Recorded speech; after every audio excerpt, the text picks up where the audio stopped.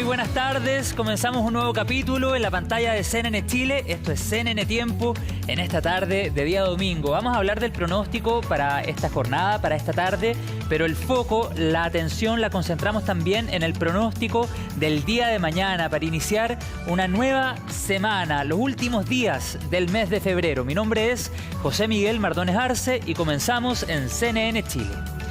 Bien, y ustedes saben, nosotros en el programa tenemos la consigna de invitarlos e invitarlas a viajar por Chile. Y en esta oportunidad les quiero presentar un video desde el sur de nuestro país, Caleta La Arena, en Puerto Montt. Es un video que nos han enviado a través de las redes sociales en el hashtag CNN Tiempo, la familia Vergara Arce, que está disfrutando del verano, de estos días de febrero, los últimos en el sur del país, con un montón de panoramas para realizar en Puerto Montt y los alrededores. De hecho, esas embarcaciones que estamos viendo en la pantalla, sobre todo la más grande, bueno, se veía recién, pero ahí justo la cámara se movió, proporcionan conectividad para esta zona de nuestro país, lo que sabemos es sumamente importante.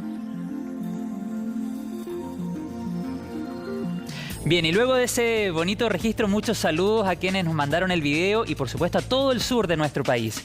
Y luego de ese bonito registro, los quiero invitar ahora a conversar. Hace algunas semanas atrás conversamos y entrevistamos a una experta sobre cambio climático. ¿Cuál es el impacto del cambio climático en nuestra vida cotidiana? Créanme que hay muchos impactos que a veces no nos damos cuenta. Bueno, todo eso lo vamos a revisar en la siguiente entrevista. Y ya estamos en contacto con Paulina. Paulina, muchas gracias por tu tiempo. ¿Cómo estás? Muy buenas tardes. Muy buenas tardes, sí. Muchas gracias por la invitación una vez más para hablar de estos temas que tenemos que acostumbrar a hablarlos. El cambio climático y el calor se vino para quedarse. Claro, es un hecho. Y quisiera preguntarte para comenzar, ¿cómo ha cambiado nuestra vida el cambio climático a través de ejemplos concretos, Paulina? Nuestra vida. Cuando hablamos de nuestra vida tenemos que hablar no solo de nosotros, tenemos que hablar de todos. Claro. Mira, yo estoy haciendo trabajos de terreno en la zona del Valle de Aconcagua y en la zona de Chañaral. ¿Y cómo ha cambiado la vida de las personas debido al cambio climático? Hay impactos que son tremendos y que en la ciudad se ve menos que en el área rural. En el área rural, fuera de Santiago, fuera de las ciudades, se está sufriendo con muchísima más fuerza el cambio climático y las alzas de temperatura, porque les afecta no solo en su diario vivir, en el día a día, sino que también en sus procesos de medios de subsistencia. Los pequeños como la agricultura, por ejemplo, claro. Están en serios problemas, los pequeños agricultores están en serios problemas con estas olas de calor y estas temperaturas que son más frecuentes y más severas debido al cambio climático y que se combinan además con otros impactos del cambio climático como la reducción de la precipitación, por ejemplo, que causa sequías. Y además eso se combina con el uso insostenido de los recursos naturales. Entonces es una problemática muy compleja. Sí, en ese sentido, y antes de seguir avanzando en la conversación, pareciera que no siempre se ve o no siempre se tiene sobre la mesa el impacto, por ejemplo, como tú señalabas, se ha generado en los sectores rurales y pareciera también que en ese sentido las autoridades o han llegado tarde o todavía no han llegado, Paulina. Mira, la verdad es que yo te voy a hablar desde la voz de quienes entrevisto. Hemos realizado muchas entrevistas, llevamos más de 40 entrevistas relacionadas a impactos del cambio climático y lo que dicen con respecto, por ejemplo, a los impactos que están teniendo los pequeños agricultores, los incendios forestales también. Ellos dicen que principalmente el gobierno el Estado, porque no es solo este gobierno, y llega con respuestas, pero muchas veces esas respuestas ya son tardes, cuando los impactos y los daños y el sufrimiento ya fue creado. Entonces, no es que el Estado no se preocupe y no haga cosas, sí la está haciendo, pero es muy complejo para tomar decisiones en los niveles de incertidumbre con respecto al clima y los niveles de impacto en cuanto a su severidad y frecuencia. Es muy complejo porque son escenarios de toma de decisiones que no son los que estaban acostumbrados a tomar decisiones. Las tomas de decisiones siempre están en un marco de incertidumbre, pero el nivel de incertidumbre actual y el nivel de severidad de los impactos del cambio climático y los cambios en el clima hacen que se complejice mucho la toma de decisiones. Y aquí un punto súper importante. Hay un reporte que se llama el reporte del IPCC, del Panel Intergubernamental de Cambio Climático. Yo participé en uno de esos reportes que se basó en más de 34.000 artículos científicos. O sea, lo que yo te voy a decir en este momento no lo dice Paulina Alducin, la gente que investiga con ella, lo dicen todos los científicos del mundo. Y ahí se dice que las respuestas y la toma de decisiones para adaptarse al cambio climático, hay un vacío. Y hay un vacío y hay brechas que son tremendas, y por lo tanto todo lo que necesitamos en adaptación no se está haciendo, se está haciendo tarde, y además afecta más a unos que a otros. Y vamos a entrar precisamente a eso, pero también, solo para complementar tu respuesta anterior, no siempre las respuestas son iguales en todos los territorios de Chile, pero además de aquello, además de hablar de la realidad local, se requiere de un esfuerzo mundial. Para que esto tenga un real efecto, el esfuerzo debe ser mancomunado, y hemos visto constantemente líderes mundiales que muchas veces todavía niegan esta situación, que es más que evidente, Paulina. O sea, síntomas de los efectos del impacto del cambio climático estamos viendo prácticamente todas las semanas en nuestro país y en todo el mundo. Y sobre la adaptación, Paulina, que tú hacías referencia recién, quisiera preguntarte cómo adaptarnos a esta realidad. Te iba a decir nueva realidad, pero en verdad ya no tiene nada de nueva. ¿Cómo nos adaptamos a esta realidad? Bueno, esta es nuestra realidad. Lamentablemente estas olas de calor van a continuar y nos tenemos que adaptar desde el nivel internacional al nivel local. Lamentablemente, si esperamos a nivel local o a nivel individual, esperamos sentados a que los estados y la toma de decisiones a nivel local también se haga por los agentes solamente de gobierno, nos va a afectar. O sea, en el fondo sería ideal que hubiesen políticas públicas más robustas, que hubiesen respuestas más robustas, pero no podemos esperar a que eso suceda sin hacer nada. Tenemos que hacer cosas nosotros. Los pequeños agricultores, por ejemplo, ya están haciendo muchas cosas. Ya no se puede trabajar a las horas de más calor, por ejemplo. Hay que proporcionar agua a las personas que están trabajando en el campo. Hay que proteger los cultivos. Por ejemplo, veía que una agricultora hace poco tiempo atrás en el Valle de Aconcagua, sus tomates los cubres con un mulch, que se llama, que son, ¿no es cierto?, restos de pasto, restos orgánicos, para que el agua que está en los tomates no se vaya. La poca agua que tiene para regar con esta ola de calor no se evapore y se quede ahí. Entonces hay que hacer un montón de medidas de adaptación, tanto en lo rural como en lo urbano. Se espera que la población mundial, más o menos en un 50%, en un par de décadas, viva en sectores urbanos, y por lo tanto el rol en la adaptación de los sectores urbanos es importante.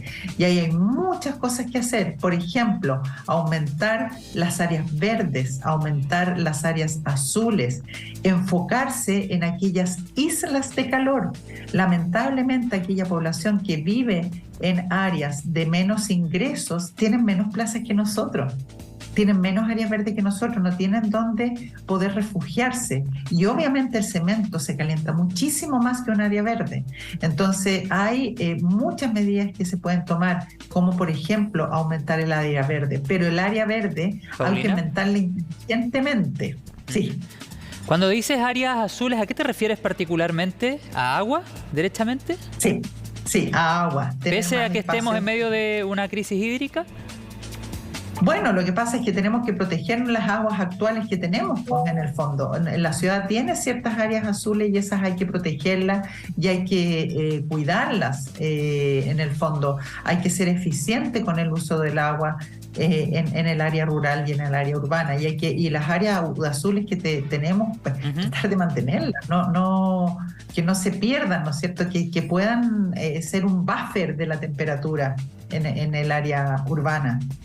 Tú mencionabas hace algunos minutos atrás, Paulina, la agricultura a gran escala, pero también la pequeña agricultura. Y tengo un dato acá que me gustaría comentártelo para que lo vayamos conversando. Si se llega a superar los 1.5 y 2 grados de temperatura, no se podrán cultivar ciertos alimentos esenciales para la vida humana, por ejemplo.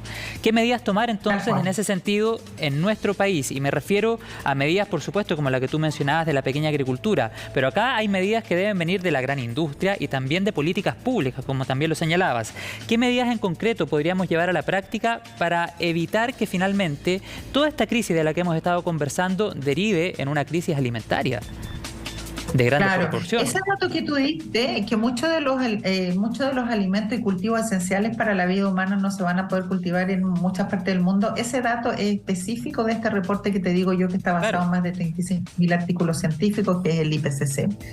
Y por lo tanto es así. Hay que tener medidas de apoyo, pero medidas de apoyo inteligentes. Hay que apoyar al pequeño agricultor. Si tú piensas nosotros, Chile, ¿cómo se abastece de sus alimentos? Se abastece por el pequeño agricultor, ¿no es cierto? Y se abastece por lo que no se ocupa en la exportación, ¿ya? Por ejemplo, si hay una exportación de nectarines o de durazno, el nectarín más pequeño, el que no tiene color, el que está un poco deformado, el que no se exporta y es el que el chileno termina comiendo, ¿no es cierto? Pero también está el pequeño agricultor, ese tomate que tiene más sabor viene del pequeño agricultor, ese durazno que tiene más sabor generalmente viene del pequeño agricultor. Y lamentablemente hoy día yo estoy llegando a la conclusión y le he preguntado a otras personas y a otros colamatólogos que tengo la sensación que hay y se me llegan a parar los pelos de puro decirlo, que tengo la sensación que hay una alta probabilidad de que seamos testigos de la desaparición del pequeño agricultor. ¿Tú te imaginas lo que es eso para una cantidad de gente que vive en el área rural? Gente que me dice, pequeños agricultores, yo no quiero ser otra cosa, esto es lo que yo soy, si yo no puedo cultivar, ¿qué hago? Entonces no es solo un problema de cómo nos vamos a alimentar, es cómo esas personas van a subsistir, el efecto psicológico que eso tiene en... No, y le quitas el sustento a un porcentaje importantísimo de la población chilena.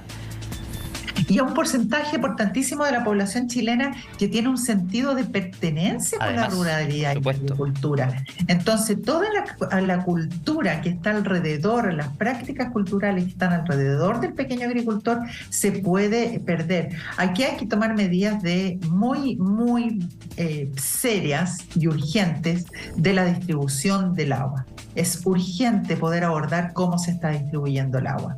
No puede ser que en los valles, por ejemplo, como el Valle de Aconcagua, la parte baja del valle no tenga agua y las partes altas, donde hay cultivos de exportación, tengan agua.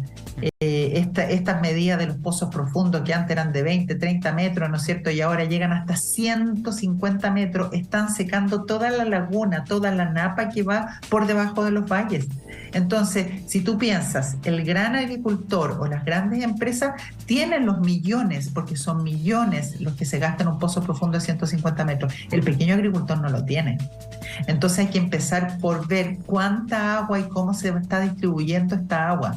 Y poder fiscalizarlo, porque detrás del agua hay plata. En este momento el agua es un recurso económico importante. El que tenga agua tiene plata en el medio rural y los agricultores. Entonces hay que realmente, urgentemente, poder concentrarse en la distribución del agua más equitativa, que alcance para todos. Paulina, te quiero agradecer la conversación, el análisis, ha sido muy interesante conocerte y también escucharte, es muy inspirador y qué bueno que lo digas de manera categórica porque estos temas hay que hablarlos así, es una situación que está pasando y tenemos que actuar ahora. Muchas gracias Paulina Aldunce, investigadora del Centro de la Ciencia del Clima y la Resiliencia por esta conversación y además miembro de la Facultad de Ciencias Agronómicas de la Universidad de Chile. Así es, ¿verdad? Sí, así es. Muchas gracias a ti, José, por la invitación y a CNN por darle el espacio para hablar de estos temas que son muy importantes que hablemos. Que tengas buena tarde. Chao. Tú también. Chao, chao.